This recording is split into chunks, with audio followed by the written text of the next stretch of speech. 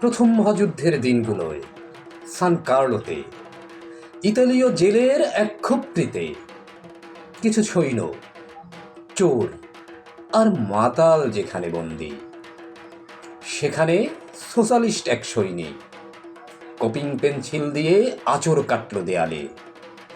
দীর্ঘজীবী হন লেনিন। জেলার মশাই দেখলেন, দেখে চুনশুদ্ধ পাঠালেন এক মিস্ত্রি। ছোট্ট একটা বুরুষে সে চুনকাম করে দিল ওই ভয়ঙ্কর লিপি। কিন্তু সে তো কেবল অক্ষরগুলির উপরেই বুলিয়েছিল চুন।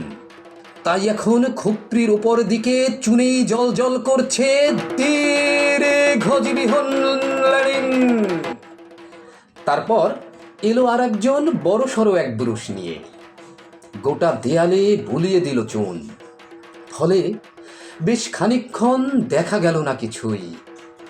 কিন্তু সকালবেলা চুন শুকিয়ে যাবার সঙ্গে সঙ্গেই ফুটে উঠল সেই লিপি আবার। দীর্ঘজীবী হন লেনিন। জেলার মশাই এবার এক খোদাইকর পাঠালেন। হাতে তার ছুরি দিয়ে কেটে কেটে তুলে ফেললো একের পর এক অক্ষর, ঘন্টা টেক জুড়ে। কাজ যখন ফুরলো, খুপড়ির মধ্যে রইল কেবল বর্ণহীন, কিন্তু দেয়ালে গভীর করে কুঁদে তোলা অজেয় সেই লিপি।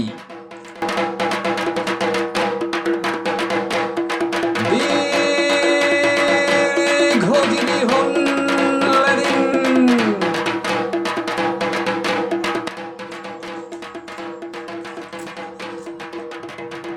সৈন্যটি বলে, এবার তবে দেয়ালটাকেই ভাঙো।